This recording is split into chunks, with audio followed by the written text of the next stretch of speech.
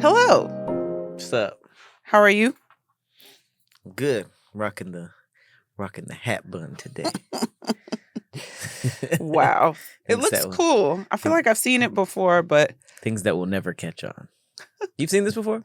I feel like you've worn it before, but I don't know if you've worn it here. No, never on camera. Oh, okay. I'll just be plopping it. Okay. I have a story to tell you that you could probably identify with. Okay. So you ready to hear it? Sure. Start. All right. So this was on Reddit. A guy said, I farted in the stairwell at work and it caused an entire ordeal. Okay. This ain't the thread. No. Oh, okay. It's just a jumping story. into it. It's just a quick story. So anyway, I drank my usual morning protein shake and it gave me the bubble guts. I'm going upstairs to my office and I ripped a huge fart in the stairwell. It was one of those steamy ones that really stink. Anyway, I guess the SVP of HR came in not long after and got a big face full of my beef. Ugh. My beef is crazy. She contacted the facilities team and they came to a conclusion that a rodent must have died in the walls or HVAC. This led to them getting a big blower fan and calling our HVAC company to come check out the ducts and Orkin to scout out the walls. Why did it stay there that long? I guess there was no circulation. Them hot, steamy ones be like... Yeah, but you have to understand, No to think something died in the walls, it had to have stunk like that for days. I wouldn't think days, but if it was so strong that when you stepped in, it like hit you. Right, but even if you thought that, you would call and then be like, oh, I don't really smell it anymore. By the time the people got there, that's crazy. If it was his own fart and he says it was big, hot, and steamy, sometimes those linger. That should dissipate before a crew comes and you get an industrial fan. Well, I don't know if the crew came. He said she called for them to come. So she must have walked in and was seem like workable. Bow. That doesn't seem like a workable office either way. If one fart can do all that. I don't think I've ever had a fart that bad where you can be like, fart or dead animal? Which one? Ooh, that's tough. That's crazy. I can't say that I haven't. Have you ever had an animal die in the walls? Yeah. We had a cat die in our crawl space. Same. That's bad. Oh. It seems like they purposely are like, I'm dying. Let me get to the most difficult, inconvenient place. Ugh. Right. We had to have my cousin climb under the house. Oh, for real? Yeah, to see what it was. He was so scared. Poor guy. You sent your family member in the crawl space? First off, I didn't. That sounds like a horror film. That's how they be starting. I didn't, but you had to go. It was outside. So it wasn't, he didn't go inside. He went underneath outside. So there was an entrance to the crawl space outside. But either way. We got a guy to do it. I wouldn't have done it. We got a professional. That's abuse. Oh, no. Like, Patrick, you do it. You go get the dead cat. He was probably like 22, little young nigga. I'm not going in no crawl spaces. I don't care. There's just a lot of things that horror films prepared me for, and I avoid most of them. No, thank you. All right. Let's get into some thick facts. I have a Black History one. I'ma do Korean history. All right. Okay. You want me to go first? Go ahead. All right. George Washington's dentures were not made of wood, as widely believed. Instead, they were human teeth taken from enslaved people. According to MountVernon.org, a record of this transaction appears twice in George Washington's financial records. In May 1784, Lund Washington, the manager of the Mount Vernon plantation, recorded the transaction in his journal of accounts under the heading cash paid on account of General Washington. The entry reads, 2 paid Negroes for 9 teeth on an account of the French dentist, Dr. Lemay. This same transaction was later described in George Washington's ledger of accounts as a credit to Lund by cash paid Negroes for 9 teeth. That's crazy. I heard about that. What's crazy is that I saw a picture of it, and it's all human teeth. So they just made up the wooden teeth thing just to not mention that. Because I remember... They don't even fit right. Yeah, it's crazy. I mean, shoot, look at veneers now. They look weird. They just look weird. Right. But I think it's interesting that as a little kid, it was like, George Washington was the first president. He chopped down a cherry tree. He had wooden teeth. Like, no, he had black teeth. Right. The history was a lot darker. People were musty mouth back then. You know how how nasty your mouth has to be if you look at your slaves and are like, I want those teeth. Like, we weren't even allowed to wash the same way they were. So, which is probably why they had better teeth. How was our teeth better though? Because we probably washed them in different ways. You got to realize what we went in the teeth department. Just because they were doing things doesn't mean that they were cleaner than us. No, I'm saying, like, that's how nasty their mouths were. If there was like had all the resources at the time, and then they walked outside to the fields, and niggas was like, ding.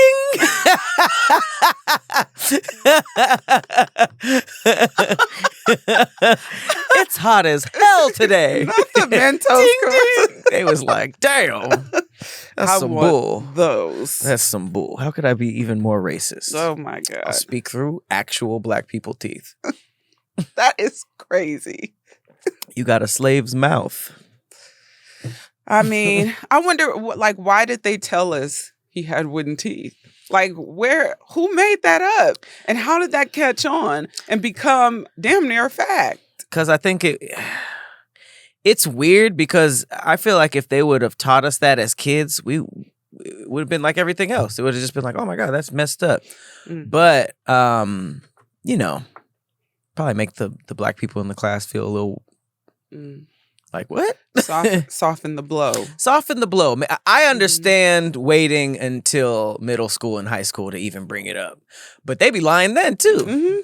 They was lying at an age. I was like, I know the truth already. Like, to this day, I'm still seeing stuff like the whole alligators and black baby bait.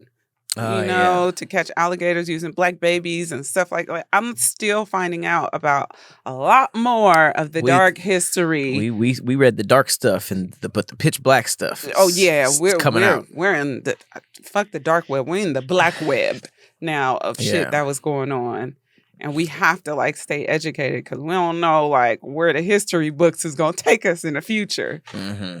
Yeah, I honestly don't even really know much about George Washington now that I think about it, because like I don't even know what instance he chopped down a cherry tree. Do you?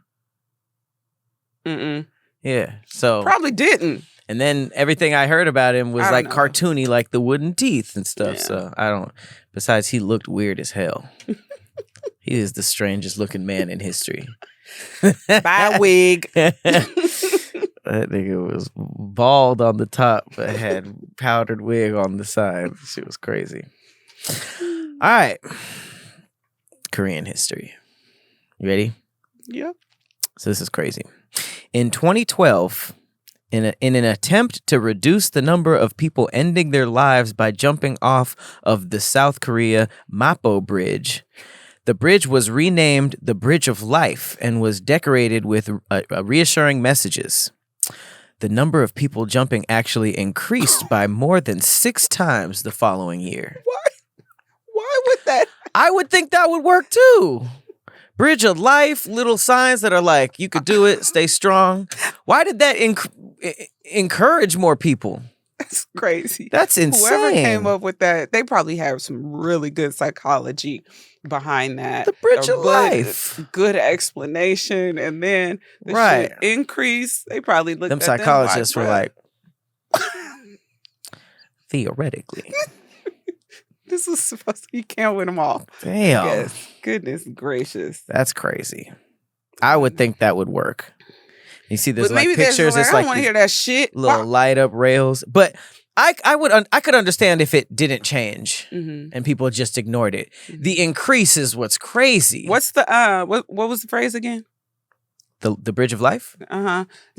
It said, just changing it to the Bridge of Life. And decorated it with reassuring messages. So it sees like the handrail is now light up and there's like little reassuring messages. They're like, this is pretty. Wow. 6 times more is crazy. It says That's Okay, there's more. So experts feel that rather than offering encouragement to the emotionally unstable, the messages placed on the bridge have instead fed into Mapo Bridge's unfortunate image as a place where people go to end their own lives.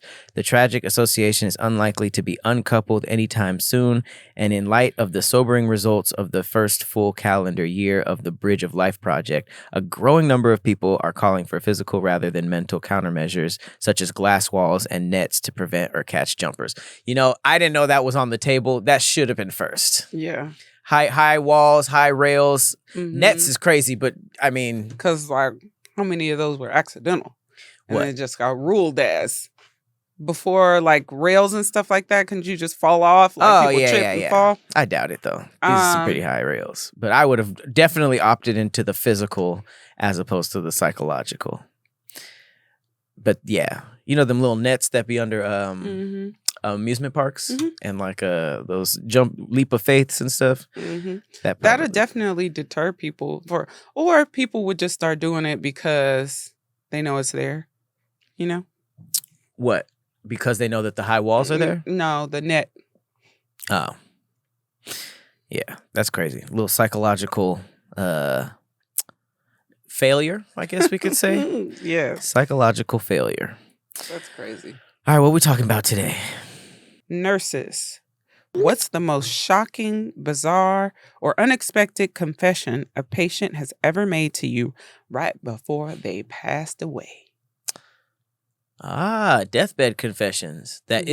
Usually when you hear about deathbed confessions, it's like in a book or like said to the family. Mm-hmm. But some wild stuff has probably just been said to the staff. Like, man, that's crazy. That's why I love shows like Untold Stories of the ER. Like, there's so much stuff that happens around there that we don't know about. So this should be a pretty good one. Dang, that'd be crazy. Imagine a lady was like, none of my kids are mine. Ugh. And then like 5 of her kids came like, Mom. Do you tell the kids? Yeah, like if you were staff and you heard that by yourself, you're just like. I probably wouldn't tell them. Nope. Okay, let's do this. What's a secret you'll never tell your spouse or significant other? What in the hell? Hey. So if you tell it here. I mean, I tell it here. They told it to Reddit. And they probably thought, I don't know, like, I wonder if that's something where they feel like relieved because it is out, but it's not out to the one person who would care. I don't know. So people just don't want to keep it in, huh? It don't matter who they just keep in, I mean, look at the deathbed confessions. Like, you're not confessing to anybody who matters. You confessing to the staff who don't know anybody, no characters in your story. Mm-hmm. All right, who's going first? Do you want to hear mine first? Who went first? You went first with the facts. Let me go first. You go for it. Let me go first with the secrets. All right. What's a secret you'll never tell your spouse or significant other? Now, are we joining in on this at the end? Sure. I just need to. Okay. All right. This first one's out of pocket. That the reason I lost my boner that one time in 69 position was because a piece of toilet paper fell in my eye from her butt.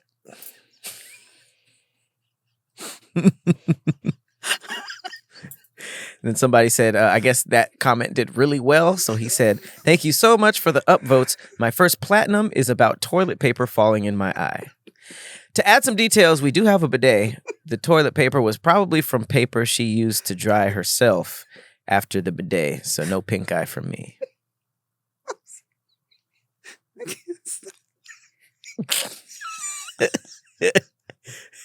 I'm assuming you've had some TP experiences.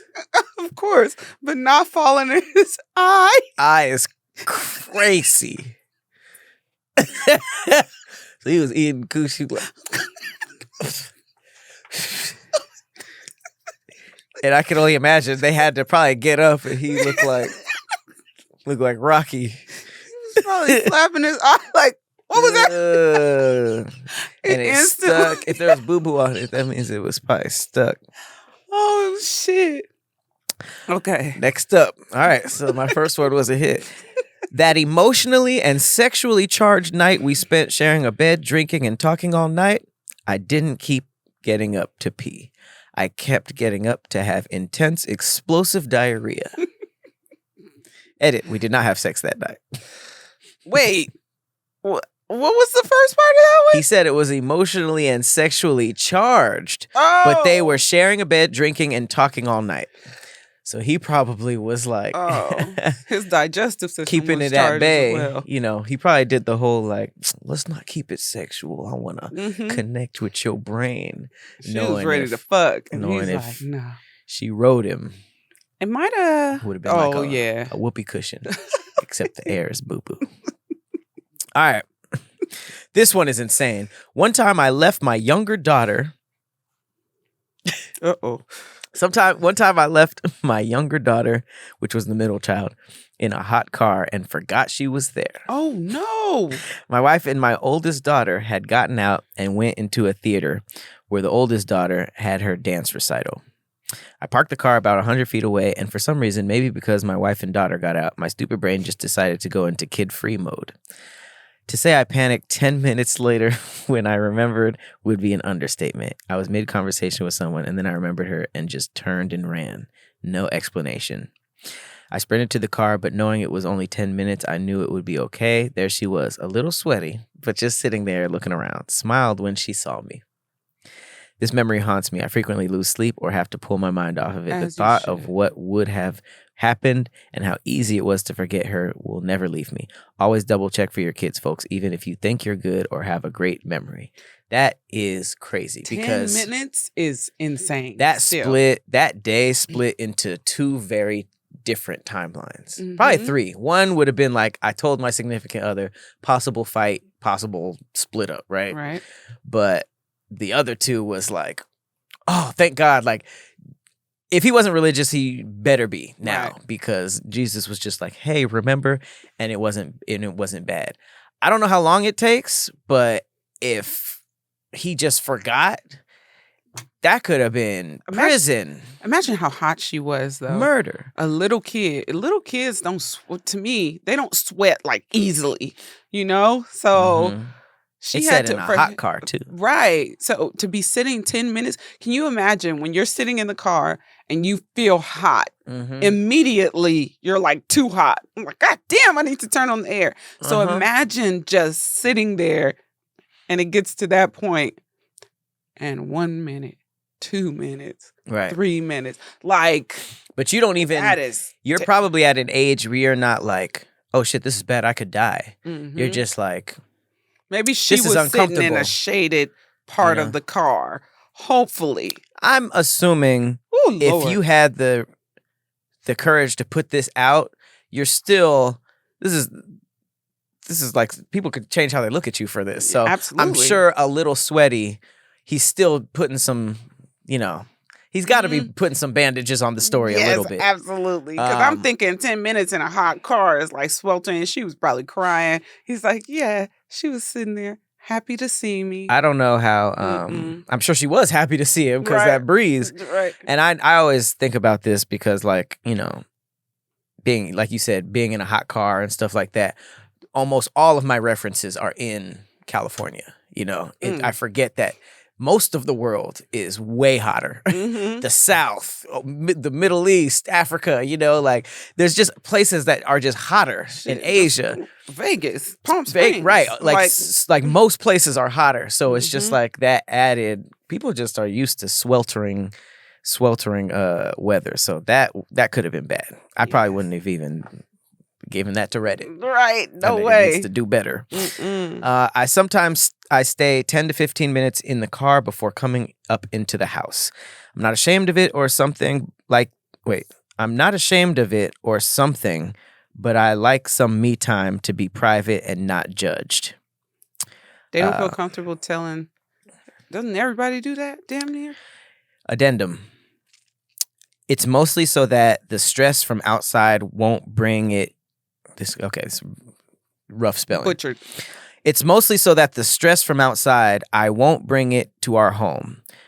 Not good bringing negative energy / emotions when facing your kid at home. I agree. Yeah, but they can't tell their they can't tell their I think that that's a secret to die with. Like, I think that some people just, no matter what, is gonna take it the wrong way and make it about them. You know, I think that depending on, I mean, it's saying the kid, maybe the kid would take it the wrong way, maybe the significant other would, but I think that if you have a rough job, you know, a lot of people just dread where they work, and you come home like negative. I've seen that have terrible effects, you know, like on people who have like a father come back home and they're just like treated like shit all day, so they treat their family like shit. So it seems like they're compressing so they don't bring any of that stuff in, but I could see from their side being like, oh, you don't want to be with your family. You're like, oh, I gotta do this. I gotta see them again, you know? So that's the only reason I hope they get to a point where they can actually like tell their significant other, I sit in the car for 15 minutes, like just to decompress. Like if your significant other can't understand that, they probably do the same thing. But I mean, that's just kind of in the bathroom. A thing that bathroom. Yeah, like I hear in that places. A lot. Yeah, I do hear that a lot. Like especially like stay-at-home mom or dad. They'll just be in the closet and pretend to shit and just be like, ah. Remember when we were engaged and visited your mom in the hospital and she let a fart so rank out that your eyes watered and we still talk about it 20 years later? That was me. That's crazy. She blamed it on the mom. On the dying mother? That is disrespectful as fuck. That's crazy. Because that was a memory of her mom. And he still didn't tell her. He told us. Damn! So he was probably just like, damn, those musty last moments. Now, this is it. This is when I agree with. Hold that. Keep that to yourself. Why? Do not.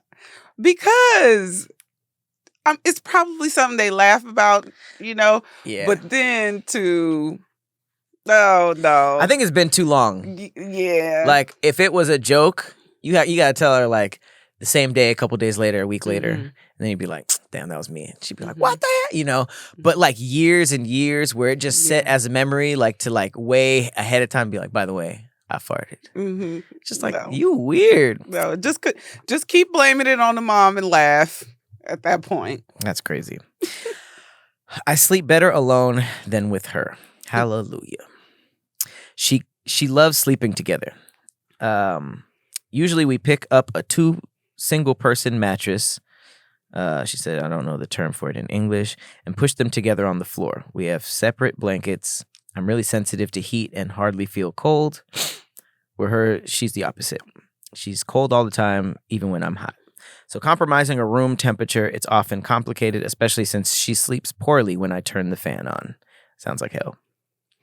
I believe my problem resides on 1, sleeping in a different place. Even if it's my room, it's on the floor, it's different. And 2, temperature. If it's cold, usually it's better, but when it's hot, it gets rough. Either I get, man, shut up. This thing's giving way too many details, stuff they don't care about.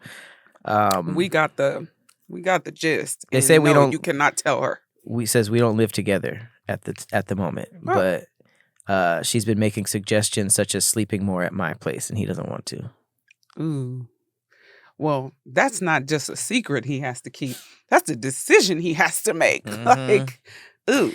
It sucks when, because it seems like okay, the different temperatures, he needs to lead with that.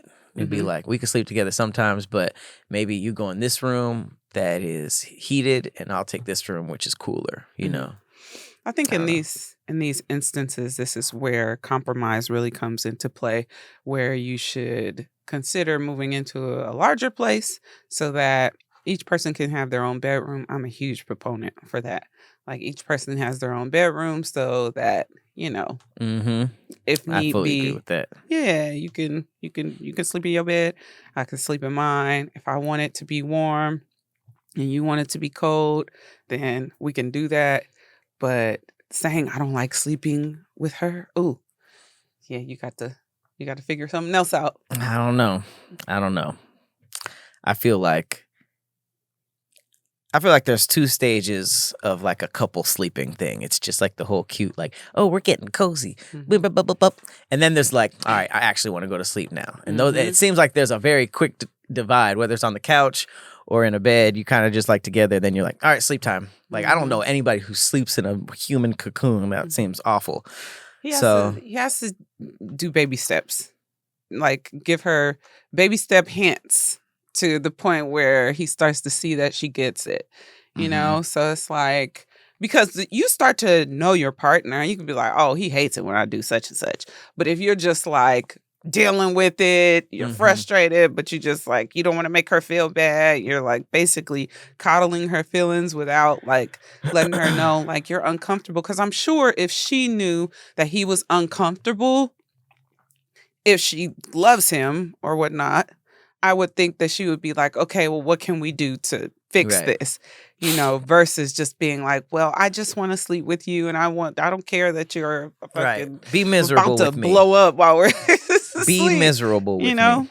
All right, the last two I have are sweet. They're kind of nice. Every paycheck, I take out $25 to $30 in small bills and slip some bills into her pockets while I'm folding laundry. Money is tight, so it's the source of a lot of anxiety for her. So to see how excited and relieved she gets when she finds it makes me happy. Oh, that is so dope. Because, I mean, finding money it's finding your money anyways. So taking some out just for that little excitement for something you already have, it's actually a very... brilliant. Yeah. It's a way to get her excited about really small amounts, too. But you're not like... right. Exactly. Give her $25 in her hand, she might be like... And you're not like doing the whole baller thing that's like, here's $1,000, go get you something nice. It's like, here's $30 of what you already have. I just really withdrew it. She finds $20. It's like, oh my God. But you give her $20. It's like, well, he said 25 to 30 in small bills, so it's probably not even 20. She's probably like getting her at 5 at a time, $10. 50, you find 15 in the dryer. Get her used to the little things so you don't have to do big things. Ew. Learn from Reddit, y'all. No. This is an educational show. Jesus Christ. All right, last one. This one is funny. I'm the one who calls her every year and sings her happy birthday in a funny voice. If she figured it out, she'd probably say, that's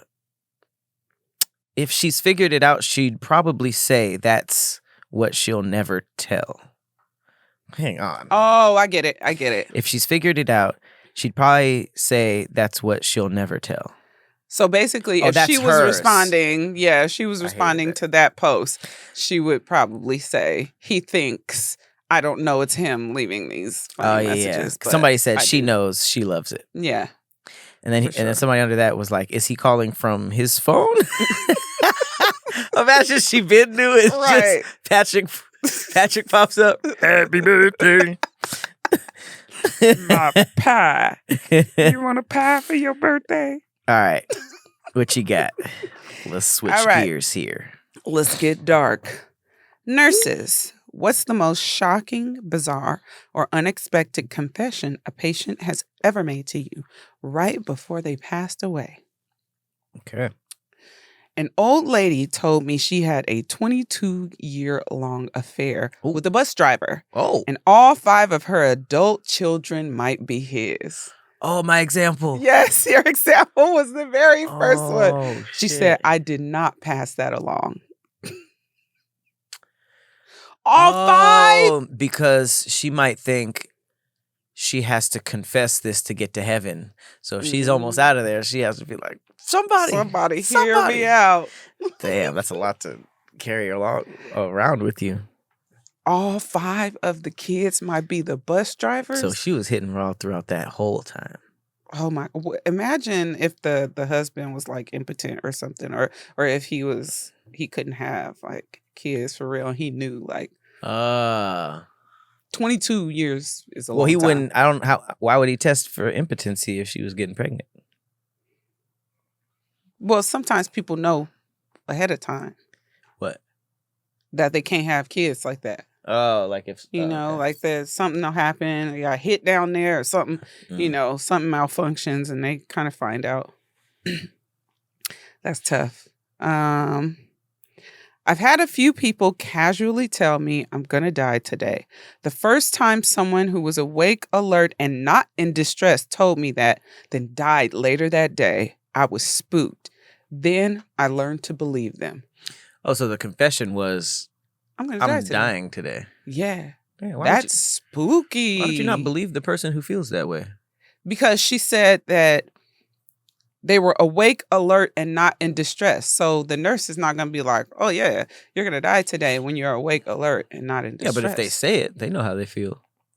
But, I mean... I wonder if somebody, like, visited them in the hospital, like a vision. I hear that happens a lot. Oh, yeah. But I'm sure a lot of times people have thought they were going to die and didn't. So nurses have probably seen that. I would just think that had to be spiritual. If you're like calm and alert and you're just like, I think today's the day, something told them that, especially if it's not them being like, damn, I'm going to die today, Two come to mind. A mother and son were cooking meth and the house exploded. Wow. They both had enough burns and they were not going to make it. They basically just held hands and apologized to each other and died together. They were both comfort care on our unit. So they didn't confess anything. They just accepted their fate. That's crazy. It was like, damn, we fucked up. Cooking meth as a mother-son duo is crazy. Tough. Okay. The other was a thin man with AIDS that didn't believe in treatment. He said he hopes on his next reincarnation he takes better care of himself and that he wished he would have taken the meds. Damn. Oh, so his whole like, I don't want treatment. You never really think about that. Like, damn, I should have listened to Dr. Sebi. Yeah. Should have took that CMOS. That's a tough one to take to the grave. Like I should have took the treatment. To not take a treatment and just think like you're going to be the one that it just miraculously goes away somehow is crazy. Unless you're doing some like ancient Eastern medicine that's like, you don't need treatment. This is what happens. And it's showing. I could kind of see how people have gone around crazy treatments and did natural stuff, but they also started seeing results, like, before it gets too late. Because that's a pretty long progression of symptoms and like going downhill. I don't know. I do not know. Patient told me they had a dream that they were going to meet me. I was the one to wash their body and prepare them for the morgue once they died. Wait, what? Patient told me they had a dream that they were going to meet me. I was the one to wash their body and prepare them for the morgue once they died. Oh, in the dream they were. Yeah. Damn. It's like, okay. You were in the right direction, but wrong job. Right. I'm the nurse. Ooh. So this is a pretty crazy one. She liked Hitler because she was poor as a child and she would only get new shoes when she went to the train station to see the Jews off to the concentration camps. Damn. Wait. She was a Hitler fan. Yeah. Because she associated Hitler with getting new shoes. Yes. That's one to take to the grave. Definitely. I also didn't know what they took. They took their shoes before they got in the train? There's probably more that happened. I think I think you could still enjoy the shoes without liking Hitler. But she was a little kid and they were poor. So as a child, you don't really understand what he's doing like that. Sure. You just know. But it said that her confession was that she liked Hitler. Because she was poor as a child. Right. But it seemed like she was like, my confession is I'm a fan of Hitler. It didn't seem like she was like, I liked Hitler as a kid because of this. That's how I read it. I read it as that she liked him because back then, it has to be set back then. She liked him So that could have been something Because that she she was- associated because of that, and then grew up and then probably as a was fan like, of Hitler. right. That's why she doesn't. Well, probably not a fan anymore once she found out. But that's why Right. she kept it to herself. She didn't say anything about it because clearly, if she told people, she knew that that would be something that. But you're people would assuming be- that she stopped liking Hitler. I'm assuming that's Yeah. why she kept it a secret because.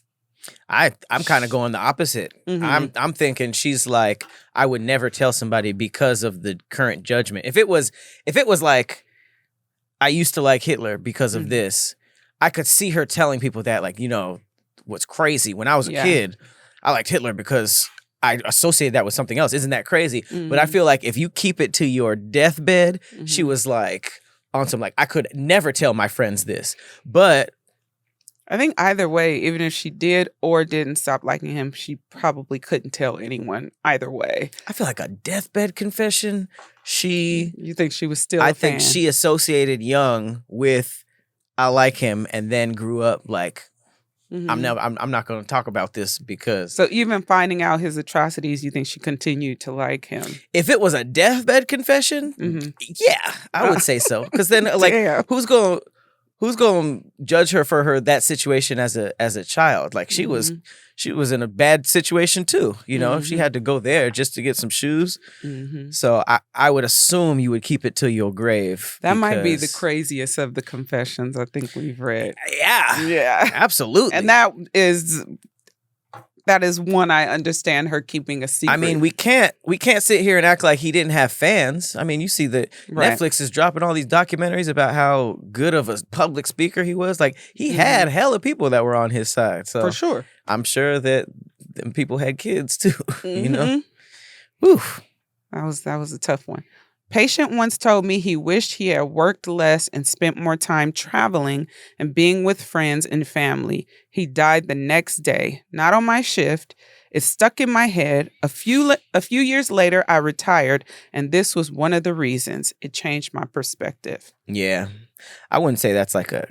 I mean, a confession doesn't have to be shocking. It could be Mhm. regular, but I feel like that's what a lot of older people that are about to go say the same thing. Like, I work too much.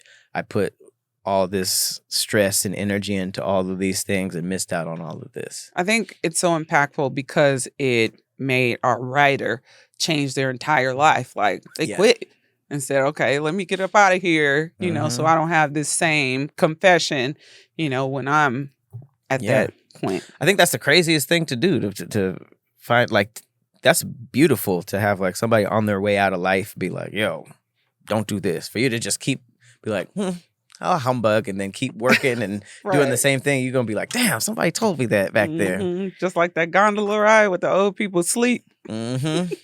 Travel now. Right. We tripping. I wasn't a nurse, but a CNA. Working in dementia care, I was helping a resident with a bath, having a typical conversation with him about his day, my day, etc. For his dementia, it was considered a great day. Near the end, he thanked me for the help, and then he quickly grabbed my hand, saying, "Thank you for being here," and called her his daughter's name.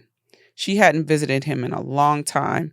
He dozed off as she was cleaning up supplies, and when patting his head as a goodbye gesture, not to wake him, I realized he had passed. I was 16. It really shaped my perception of both death and love.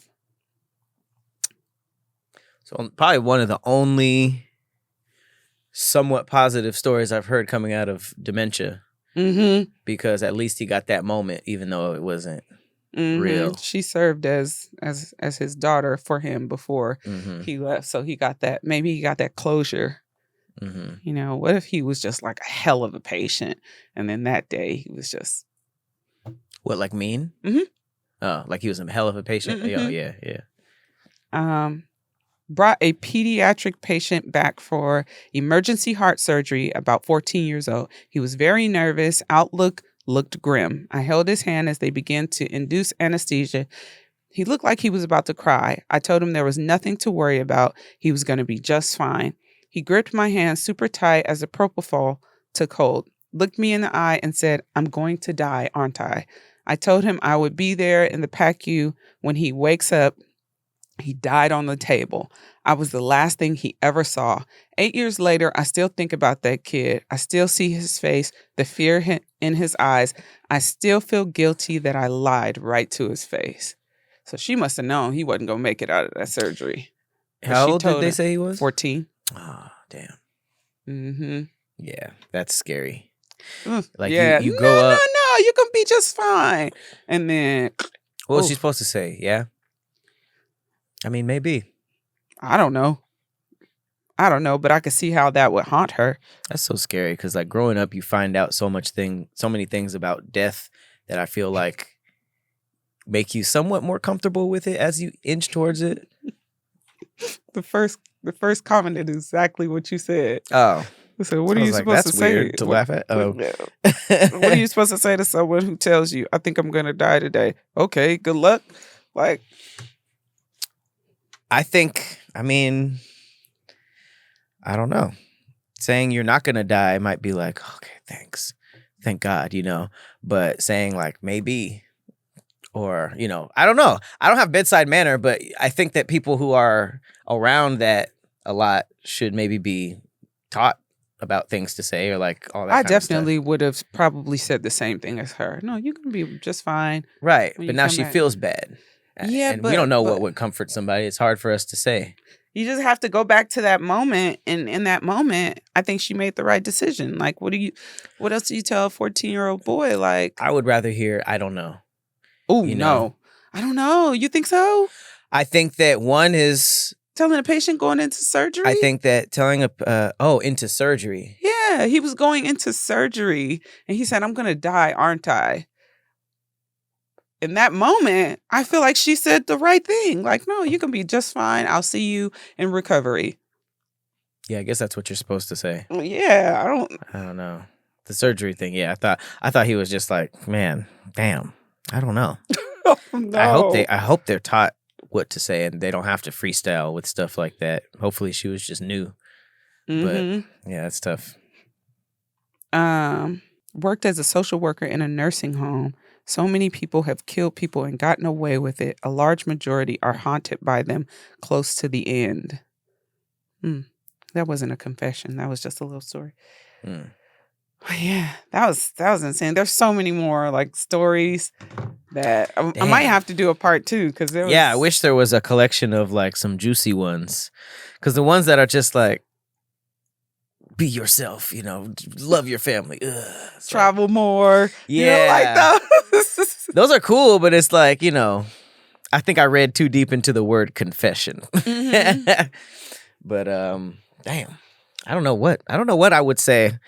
In any sense, I feel like the nurse, the position they play is like keeping your mental intact. Like you're right. You kind of want to go into surgery feeling like everything's going to be okay. Mm-hmm. I got this, but I don't know. It's like a part of me wonders if it's better to give them like a, like if something goes wrong, everything's okay, But I don't know. That's kind of morbid too. It's kind of the same thing though. Know? It's kind of the same thing though. What? If something goes wrong, tell them like if something goes wrong. Like because the options are what? Yes, you're gonna die. No, you're not. Mm-hmm. But I guess I'm just wondering: is there an in between that's just like, you're gonna be avoidance? Fine. You're gonna be fine. Like talking about the surgery, like no, you're gonna be fine. You have an amazing doctor, but or you can avoid. I guess avoidance would be just relax. You're going into surgery. Your doctors are great. Instead of prayer, I don't think you can do that. I mean, better to have it, not need it, than need it, not have it. That's one thing though. If they bring in like the priest, doesn't that means it's pretty grim. Once they bring in the priest. When you see the priest, it's over. Yeah. Yeah. So damn. I don't know. In that case, maybe avoidance. When you see the priest or Spider-Man walk in, it's Spider-Man? crazy. Yeah. People see Spider-Man on their deathbed. No, I'm just saying because that's probably like, you know what I mean? Like when Spider-Man or Doctor Strange comes through, It's like, oh damn. You know, like Make-A-Wish and stuff. Oh shit! Yes. You know, like Superman show up. It's bad. God damn. It's bad. All See them with right. a Well, little halo you had quite the grim one. Yeah. Maybe we should have put the cheating woman last or something. Dang. Well, all right, you guys. We'll just end. Have a good week. We'll just end on that note. I've been your co-host Patrick Cloud. And I'm Persephone. See you on the next one. Bye.